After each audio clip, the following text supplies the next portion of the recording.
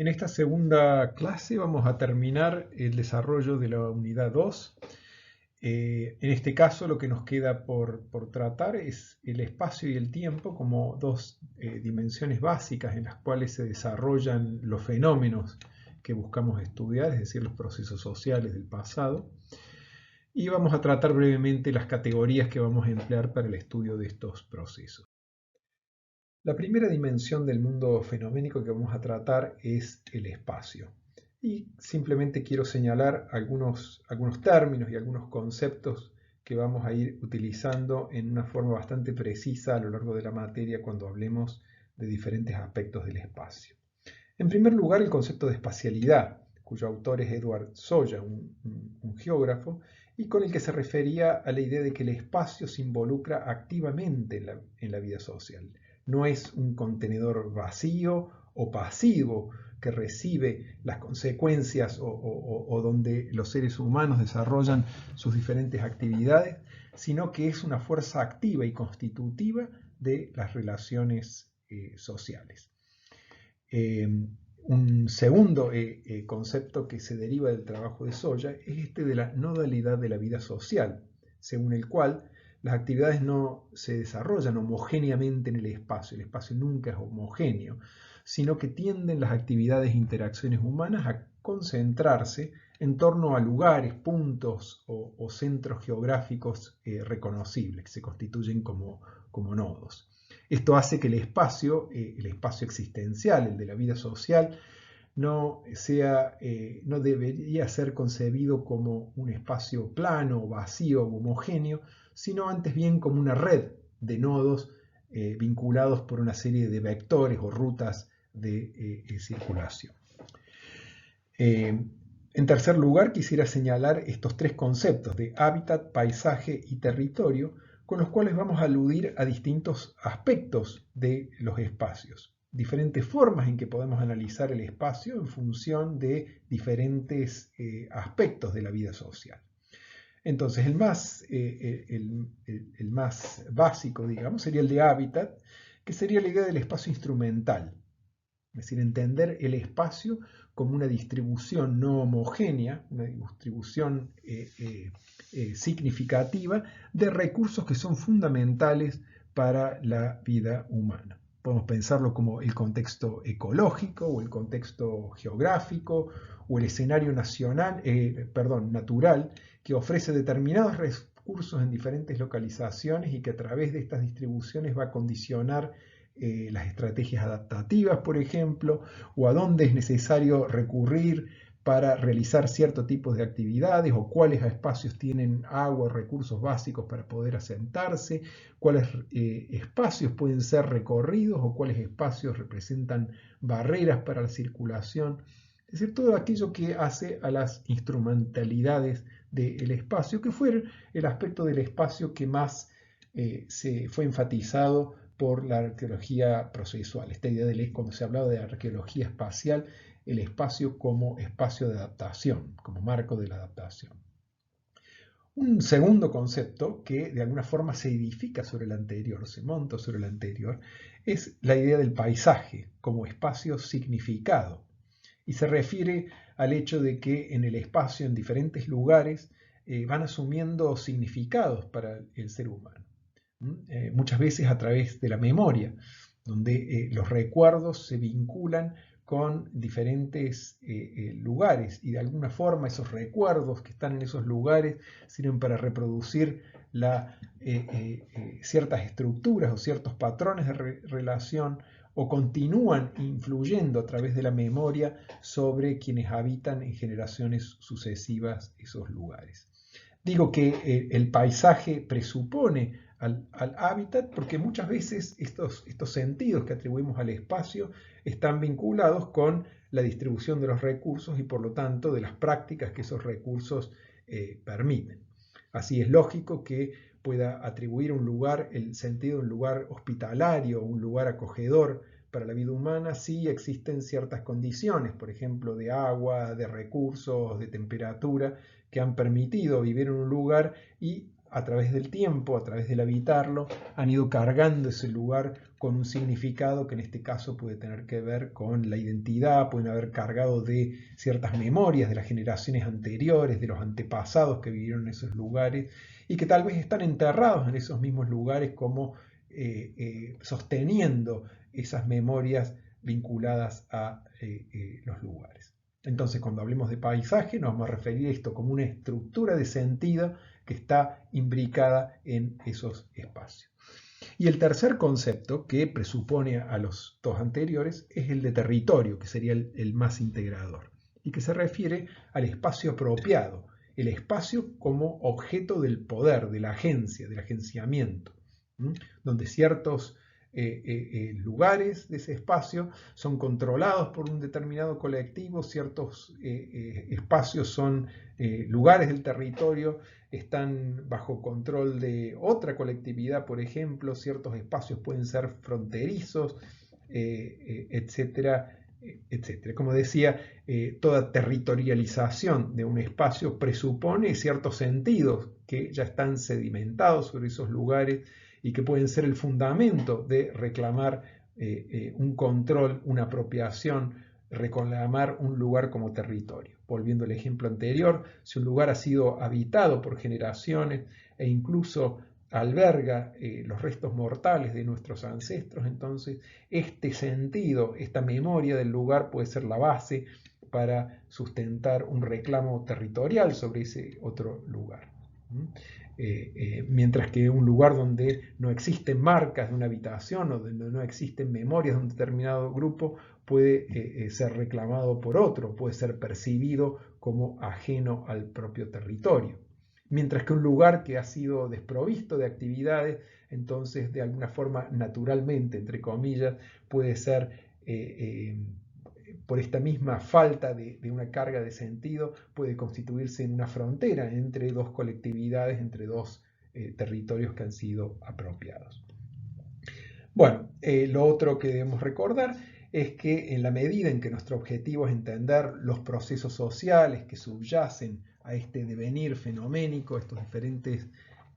fenómenos, tenemos que recordar que la espacialidad de aquellas prácticas sociales que estamos queriendo comprender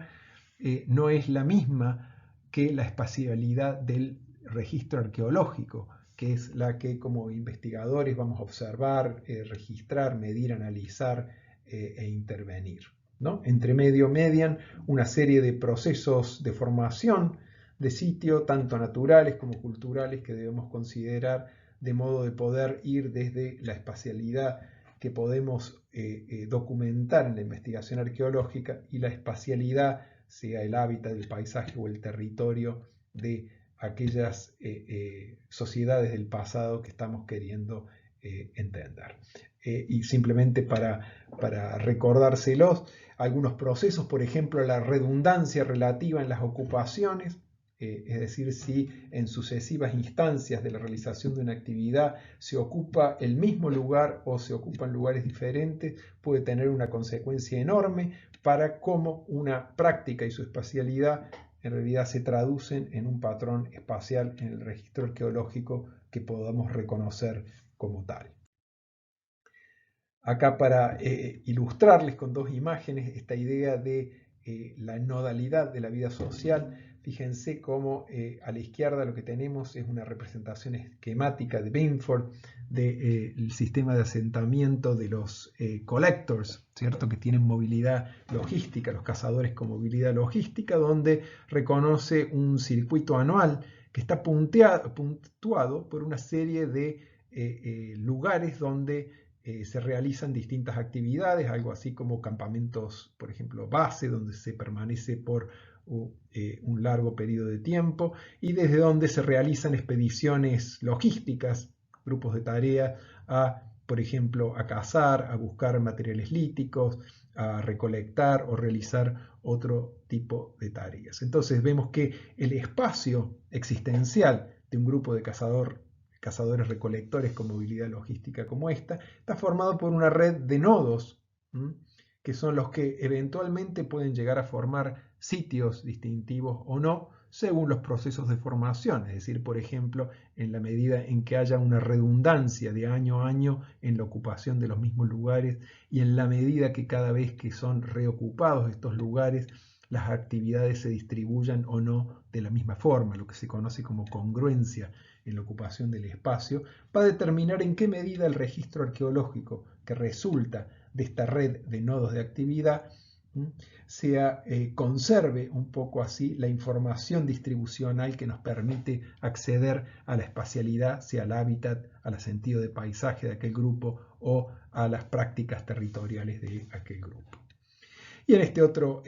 imagen, acá del continente sudamericano de noche, les quería mostrar, simplemente recordar que en sociedades de cualquier escala y complejidad, el espacio vivido, el espacio de las prácticas, es siempre una red de nodos, como lo podemos ver claramente en esa imagen.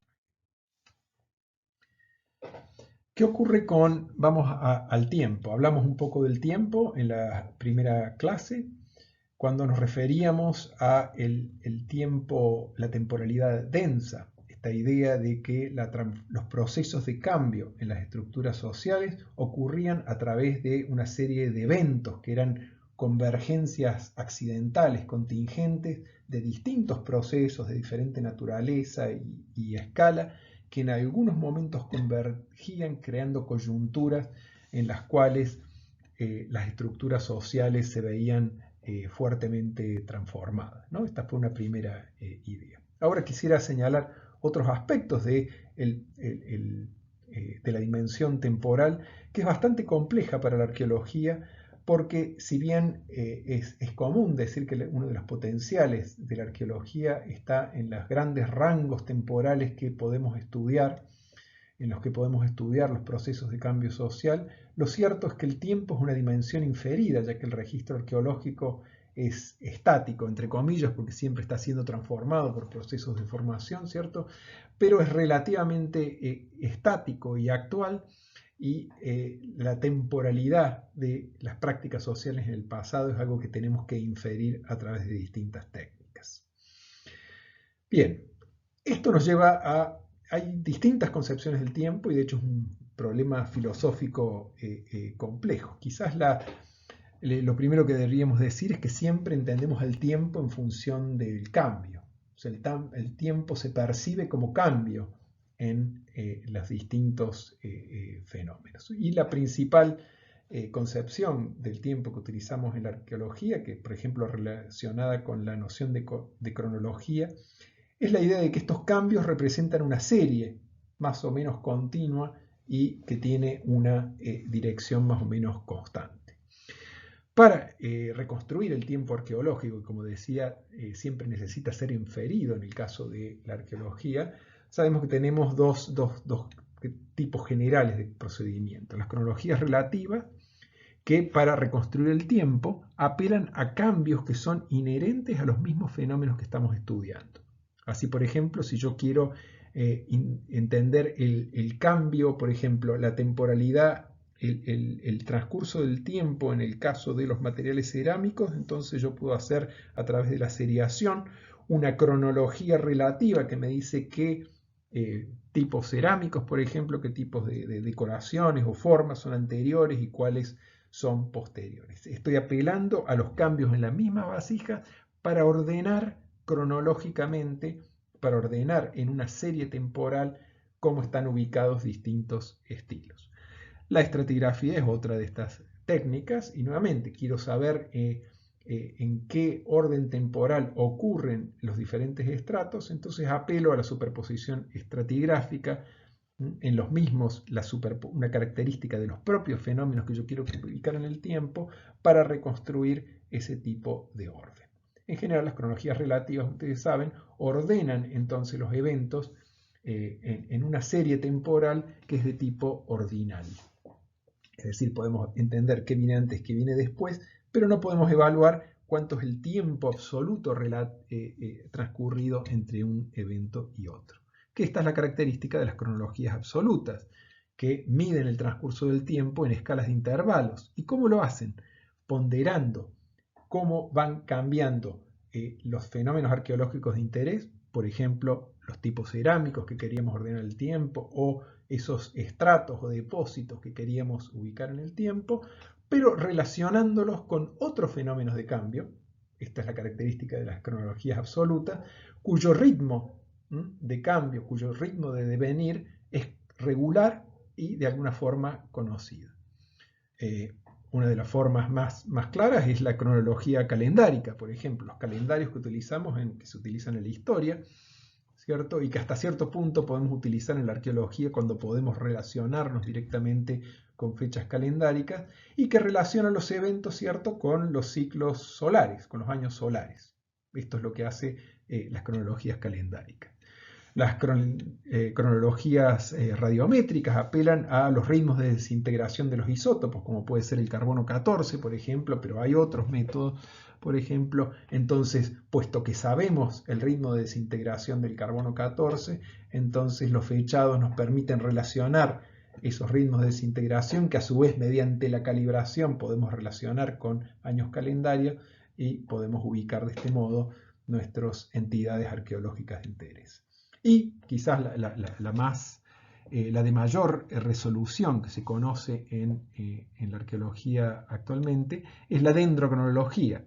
puesto que tiene una resolución anual,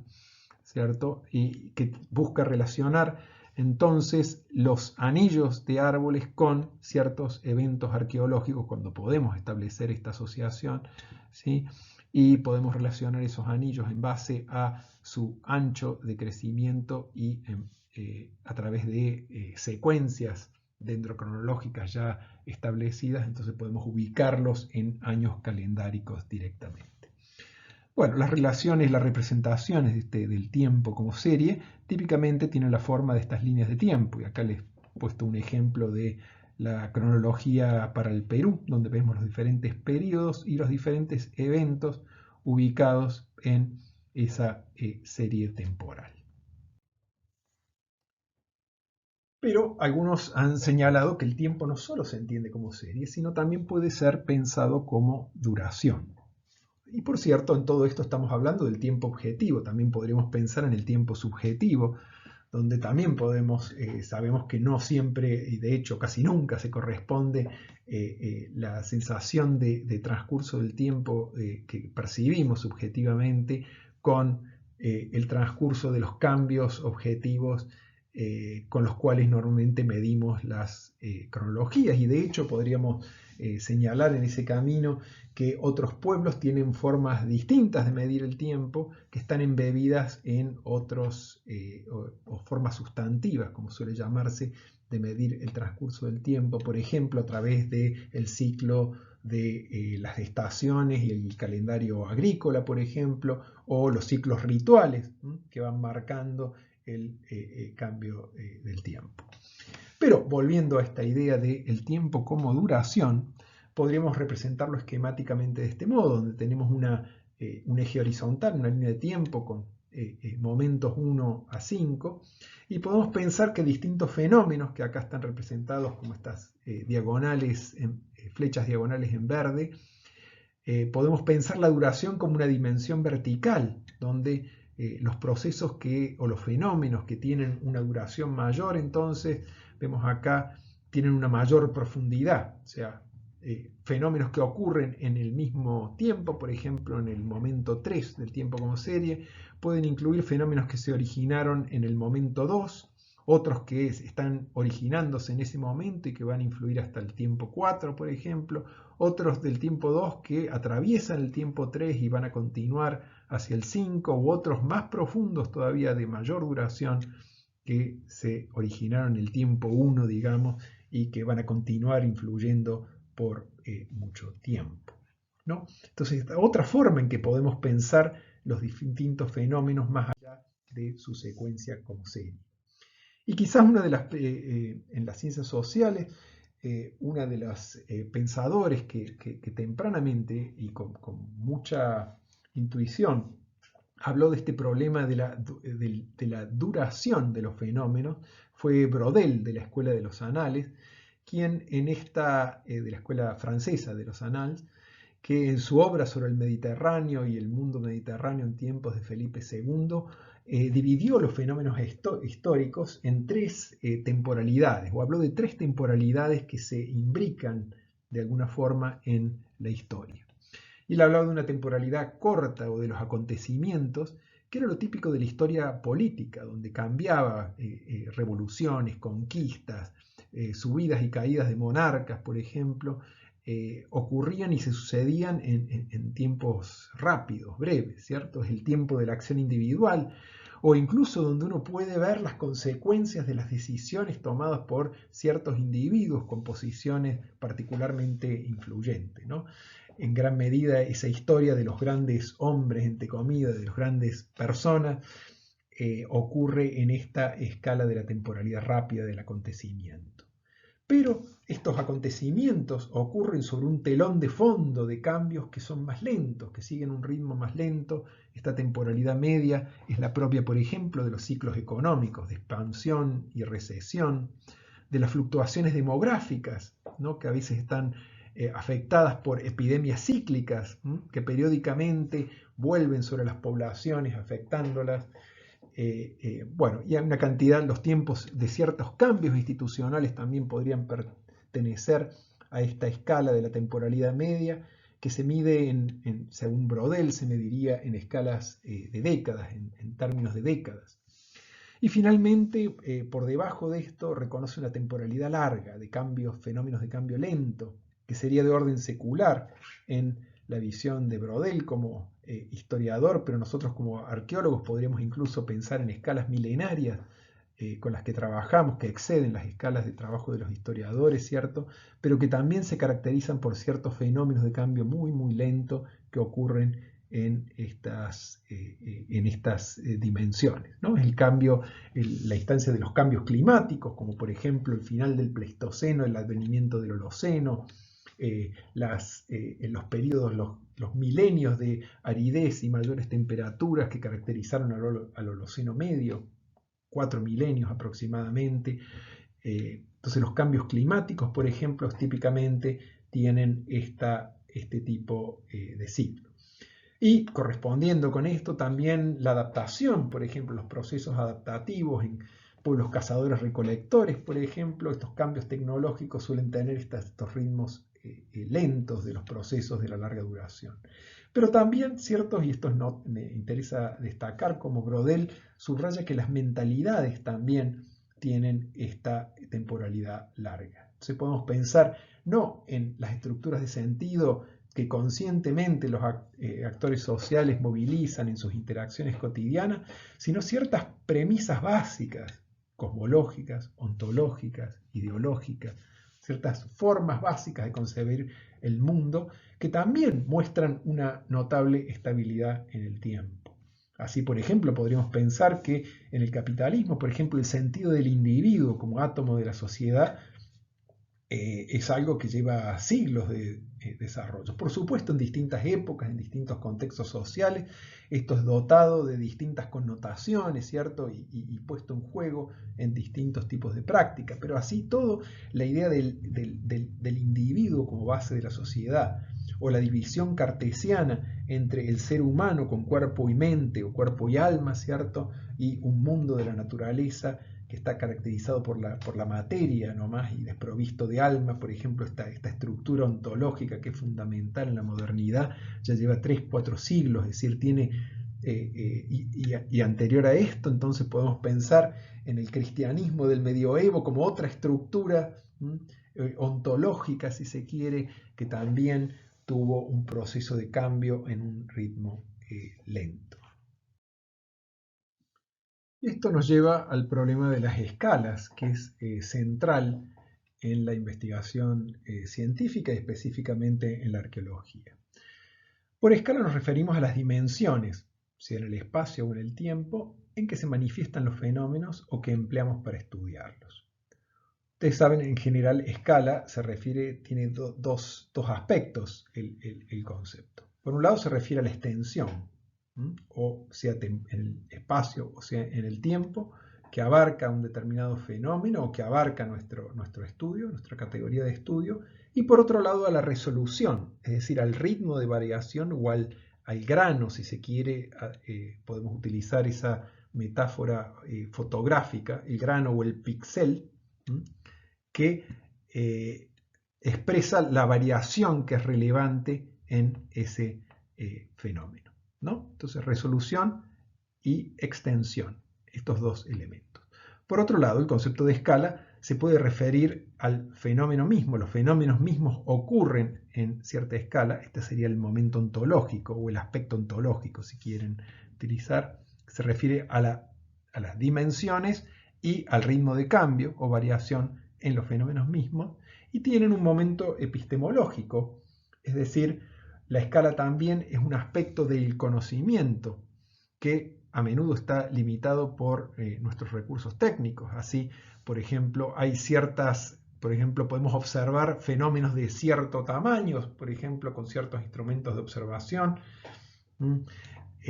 o podemos, yendo a lo microscópico, poder llegar a identificar solo hasta ciertas escalas de tamaño y no otras. Y cada uno de esos encuadres para la observación, a su vez, se corresponde con ciertos conceptos teóricos. Entonces, ciertos conceptos teóricos se refieren a ciertas escalas que no corresponden a otras escalas o a fenómenos que se manifiestan en otras escalas. Finalmente, en general, las escalas las manejamos a través de clasificaciones jerárquicas, como ocurre en el espacio cuando hablamos de un nivel más pequeño que se corresponde, por ejemplo, con las localidades, pero a su vez estas se encuentran dentro de una zona, y estas en una región, y estas en un área, y estas en un continente. O en el tiempo, cuando hablamos que el año representaría un nivel, mientras que los siglos podrían representar otros, los milenios podrían representar otro nivel. Lo importante, y lo primero a esto estamos queriendo llegar, es que debe existir una consistencia entre la escala en que ocurren los fenómenos o procesos, pensando en Brodel, por ejemplo, los cambios políticos o los cambios de mentalidades, como ejemplo de procesos de escala de temporalidad corta y de temporalidad larga. Entonces tiene que haber una consistencia entre la escala que tienen los fenómenos en sí y las escalas en que los estudiamos. Es decir, mal podría analizar un fenómeno de cambio rápido como un cambio político si mis instrumentos técnicos para medir el tiempo no me permiten discriminar lapsos, digamos, de años o décadas, sino solo milenios. Entonces, por ejemplo, si yo quiero estudiar un proceso político, por ejemplo, un cambio en el territorio, en un momento situado hace 5.000 años, a través de estratos que se acumularon en cuevas en tiempos de milenios, por ejemplo, y bueno, no voy a poder estudiar ese proceso porque ese proceso ontológicamente pertenece a una escala distinta a la que me permite acceder el registro arqueológico en ese caso, o mis técnicas de datación del registro arqueológico tampoco. Bien, en el caso de la arqueología, entonces, tendríamos que considerar las relaciones de escala en estos tres niveles. Habíamos señalado, entonces, por una parte, la materialidad como esta relación dialéctica entre práctica social y mundo natural, y mundo material, por el cual se constituyen recíprocamente. Entonces podríamos pensar que procesos de distinta escala, temporal, espacial, imbrican en forma diferente al mundo material. Entonces, si quiero estudiar, por ejemplo, procesos políticos, podría preguntarme, bueno, ¿qué escala, digamos, qué escala la cultura material está reflejando estos procesos políticos que quiero estudiar? Entonces, por ejemplo, si yo quiero ver cuáles son las dimensiones del territorio de una formación social determinada, entonces yo tendría que buscar aspectos de la cultura material que de alguna forma puedan capturar la distribución o la extensión de ese territorio, y debería estudiar arqueológicamente este fenómeno con áreas de estudio que me permitan captar esta distribución y poder definir las fronteras o los límites de esa distribución para poder enmarcar adecuadamente el fenómeno. ¿Mm? En una segunda instancia tenemos que ver hasta qué punto el registro arqueológico retiene información en la escala temporal y espacial en que ocurrió el fenómeno para poder estudiarlo. Volviendo al caso, si yo quiero estudiar cambios en la territorialidad de distintas bandas caracterizadas, digamos, por algún tipo de artefacto emblemático, por ejemplo, pero todo lo que tengo yo para estudiar estos cambios que ocurrieron en cuestión de décadas, por ejemplo, es un depósito, una serie de depósitos arqueológicos que se acumularon en periodos de un milenio, por ejemplo, y que yo solo puedo datar a través de carbono 14 en lapsos de 3, 4 siglos cada uno, por ejemplo. Entonces no tengo la resolución en el registro arqueológico que me permita acceder a fenómenos sociales de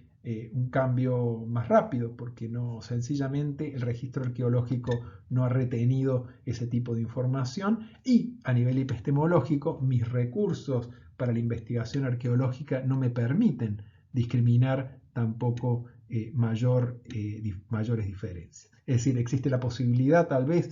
digamos que puedo encontrar una microestratigrafía en estos depósitos que me permita monitorear segmentos temporales más breves, pero tal vez no tengo los fondos necesarios para poder datar lo suficiente cada uno de esos microestratos como para poder realmente monitorear el devenir del fenómeno que me interesa estudiar.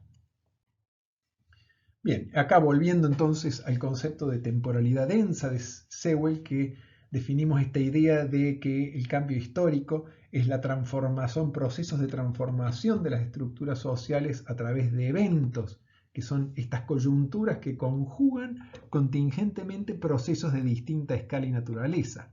que potencialmente obedecen a distintos niveles causales. Acá tengo ahora con el concepto de escalas podemos darle una mayor densidad al concepto. Entonces acá lo que ustedes ven en el gráfico, he tomado este gráfico con la idea de que representa, si esta es la serie temporal, es el eje horizontal, la cronología, el tiempo como serie. Podemos ver tres tipos de niveles donde estos ciclos, tres tipos de fenómenos, perdón, que estas curvas muestran que estarían ciclando, que estarían cambiando en escalas temporales diferentes. Entonces tendríamos una escala individual, el de abajo, que estaría cambiando a una escala rápida, digamos. Tenemos transformaciones sociales o económicas, podríamos pensar, que están ocurriendo en escalas de siglos prácticamente, y por detrás de estos tendríamos procesos de cambio ambiental que tal vez ocurrirían en periodos de varios siglos o hasta milenios. Entonces, ¿qué serían los eventos? Justamente los eventos serían momentos donde coinciden ciertas situaciones. Por ejemplo, tomemos la primera fecha roja, que sería un primer evento hipotético, donde tomaría un momento álgido, por ejemplo, en este proceso de ciclado rápido. Digamos que esto sea por ejemplo, un ciclo económico, digamos, de recesión y expansión, por ejemplo, de la economía. Entonces, sea un momento de alta expansión de la economía, pero a nivel social sea un momento de alta conflictividad a nivel social, pensando procesos sociales así que pueden ocurrir dentro de las escalas de décadas, y que ocurre cuando recién está insinuándose un proceso de cambio ambiental. Entonces, en este contexto quizá no existe grandes cambios en las estructuras, simplemente hay reproducción de la estructura social. Y sin embargo, en otro momento, por ejemplo, cuando concluye el proceso de cambio ambiental a tiempo largo, tomemos la última flecha, y está en un momento bajo esta situación de conflictividad social, y a su vez está en un momento bajo la economía, quizás esa convergencia de factores crea las condiciones en las cuales se produce un cambio estructural. Entonces acá empieza a tomar más sentido esta idea del evento como una convergencia contingente entre procesos que están ocurriendo en diferentes escalas temporales y también espaciales. Desde este punto de vista, el evento, que en general es un término que se asocia con una temporalidad breve, en la historia, ¿no? La idea de que el evento es un acontecimiento breve. Uno podría pensar que en este sentido teórico de la temporalidad densa, los eventos podrían ocurrir en distintas escalas ellos mismos. Es decir, podría ser la convergencia en un siglo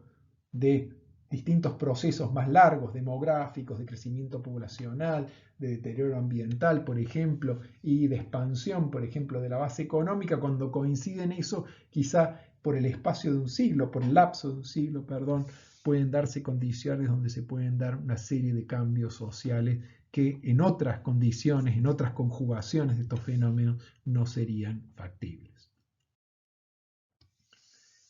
Acá entonces tendríamos todo resumido, un poco lo conversado hasta acá en este esquema del realismo. Tenemos acá nuestros tres dominios: el dominio de lo real, el dominio causal, con la estructura social, incluyendo estos principios generativos que se refieren al campo político, al campo económico, atravesados por determinadas concepciones del mundo, que se encuentran en esta relación de estructuración con las prácticas sociales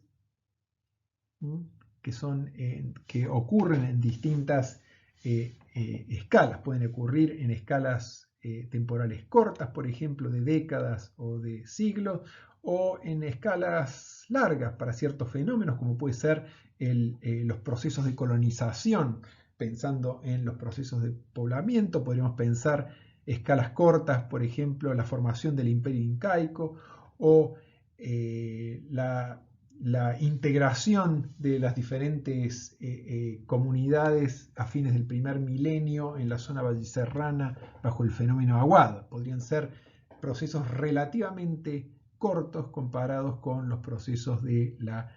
colonización, que a su vez dejan un registro arqueológico con ciertas limitaciones de escala, que son lo que estudiamos a través de nuestras investigaciones. Entonces podríamos pensar, acá volvemos un poco a lo que hablamos al comienzo, si el objetivo del realismo es generar teorías, ciertas teorías que den cuenta de las estructuras del mundo real y expliquen los distintos fenómenos a través de diferentes combinaciones de los dominios causales de lo real, como combinan distintos procesos generativos, están actuando sobre distintos fenómenos. Podríamos pensar que fenómenos de escala temporal corta y fenómenos de escala temporal larga están afectados por distintos poderes causales. En ese sentido, y esta es un poco la hipótesis con que planteamos el desarrollo de la materia, podríamos pensar que las teorías sociales, que en general han sido generadas en el marco de la sociología, de la antropología, y en relación a procesos de cambio rápido, relativamente rápido para lo que estudia la arqueología, en general estas teorías y los conceptos se corresponden más directamente con las escalas de desarrollo de estos fenómenos de tiempo corto, mientras que la teoría evolutiva, originalmente organizada en torno a la explicación del devenir de los fenómenos biológicos que tienen, de la evolución biológica, que tiene una escala temporal, como sabemos, bastante más lenta que los procesos sociales, quizás sería más acertados este tipo de conceptos para explicar fenómenos de escala temporal larga, como esto decíamos, la colonización o el cambio tecnológico, aquello que Braudel atribuía a la temporalidad larga en la historia. Por cierto, entonces, de alguna forma, el desafío de pensarlo de esta forma es establecer vínculos, porque evidentemente va a haber una cierta superposición en los fenómenos de escalas temporales medias entre ambas vertientes teóricas, pero vamos a tratar de ir estableciendo así relaciones entre estas dos perspectivas teóricas bajo esta idea de que probablemente los conceptos de la teoría social sean más precisos para tratar fenómenos de escalas de cambio rápido, mientras que los de la teoría evolutiva tal vez sean más acertados que los que propone la sociología para entender procesos de escalas temporales milenarias, por ejemplo. Acá, para darles dos ejemplos, lo que tenemos acá arriba es una curva que representa las oscilaciones de temperatura. Esta curva negra es un resumen de las diferentes curvas de color que representan oscilaciones de temperatura tal como la registran distintos archivos ambientales, sedimentos, registros de isótopos, polen, etcétera, etcétera. La curva negra representa un promedio de las oscilaciones de la temperatura a lo largo desde fines del Pleistoceno hasta la actualidad. Entonces acá vemos esto que se ha llamado el óptimo climático, este ascenso, como ustedes ven, de las temperaturas durante el Holoceno Medio, entre hace 8.000 y 4.000 años aproximadamente, ¿no? Entonces, este proceso que podemos ver en esta escala, como ustedes ven, tiene una extensión temporal enorme y tiene una resolución, es decir, si yo lo mirara esto año por año no percibiría este aumento de temperatura porque la temperatura de año a año varía mucho. Tengo que promediar, tengo que bajar el nivel de resolución de mi escala, ver menos detalle para empezar a apreciar estos patrones, ¿no? Esto que he marcado con un óvalo rojo, que a menudo se denomina elipsitermal o el óptimo climático del Holoceno Medio. Entonces, cuando yo analizo qué tipo de consecuencias tuvo en las sociedades humanas, estoy hablando de procesos de escala biogeográfica que tienen que ver con estos procesos de larga duración que gobiernan la distribución de las diferentes especies en espacios geográficos caracterizados por ecologías diferentes. Entonces, pues estoy hablando de cómo cambia la distribución demográfica de las sociedades humanas, cómo grandes regiones han sido abandonadas, algo que en la literatura se conoce a menudo como silencios arqueológicos, porque las poblaciones de cazadores con el tiempo se replegaron sobre ciertos ecorrefugios, donde hubo una reducción de los niveles de movilidad, hubo cambios tecnológicos para adaptarse a estas nuevas condiciones de concentración de población y de reducción de la movilidad, y hubo cambios, por ejemplo, vinculados a las relaciones entre humanos, animales y plantas que conocemos como la domesticación. Pero todos estos procesos ocurren en escalas de siglos y de milenios, es decir, necesitamos esas escalas de estudio para captar el comportamiento de estos procesos. Pero si nos aumentamos, fíjense, si aumentamos la escala para ver mayor resolución, lo que ven acá abajo en esta curva son los últimos 700 años, esta pequeña fracción de la primera curva que mostramos. En este caso, lo que tenemos en este eje, bueno, en el eje temporal, el eje horizontal, lo que tenemos en la media es una media histórica de las precipitaciones. En este caso es humedad, no es temperatura lo que está siendo graficado. Y esas oscilaciones muy pronunciadas que vemos en la curva en negro, que varía, serían las variaciones anuales, ¿no? Y la curva que ustedes ven, esa curva que por partes es roja, cuando cae por debajo del promedio histórico, y es azul cuando va por encima del promedio histórico, representaría un promedio cada 10 años, una suavización, un promedio de esas tendencias que muestra claramente épocas de prolongadas sequías, donde la curva está en roja, y épocas donde llovió más que lo normal. Y aquí vemos este periodo entre el 1300 y 1400, que es un periodo de extremada sequía. Y de hecho esta es la anomalía climática medieval que mencionamos al comienzo de esta unidad y que duró aproximadamente 200 años, un poco menos quizá, con efectos distintos según que por lo menos tuvo una extensión hemisférica, pero que tuvo diferentes expresiones en diferentes partes del mundo. Entonces, frente a este cambio climático, ya también se producieron cambios, por ejemplo, en la distribución de la población, con la concentración de la población en grandes poblados que forman estos conglomerados que en el noroeste argentino se conocen como pucaras, como puede ser Quilmes o Tastil o el Pucará de Tilcara, ¿cierto? Y estos sitios, a su vez, que en muchos casos son defensivos, están relacionados con procesos de integración política y a su vez con cambios en la organización económica, por ejemplo, la construcción de obras de riego, la intensificación de la producción agrícola, cambios en la movilidad de los rebaños, etcétera, etcétera. Todos cambios que ocurrieron en cuestión de décadas probablemente, ¿no? Y que actualmente, gracias a la acumulación de fechados radiocarbónicos y al desarrollo de métodos estadísticos para poder procesarlos y afilar cada vez más su resolución, o incluso a la inclusión de fechados dendrocronológicos, en algunos casos que estamos pudiendo hacerlo en la provincia de Jujuy, entonces podemos empezar a ver cambios en el registro arqueológico que pertenecen a esta escala de los cambios políticos, que serían totalmente imposibles de discriminar en el caso del Holoceno medio. Entonces acá, para explicar este tipo de cambio, entonces necesitamos conceptos de la teoría social que hablan de las disputas por el poder, de las formas de negociación del sentido, de estos cambios económicos como cambio en las en las relaciones sociales de producción, evidentemente. Estos procesos de integración política han llevado a cambios en las relaciones de igualdad o desigualdad, en la forma en que asignaba la autoridad, también cambios en la forma de concebir el lugar de la autoridad, etcétera. Para lo cual, en este caso, sí tenemos un registro con una densidad que nos permite discutir este tipo de cosas. Es decir, la escala de los fenómenos en el sentido ontológico se corresponde aproximadamente con las escalas en que podemos trabajar desde un punto de vista epistemológico el problema.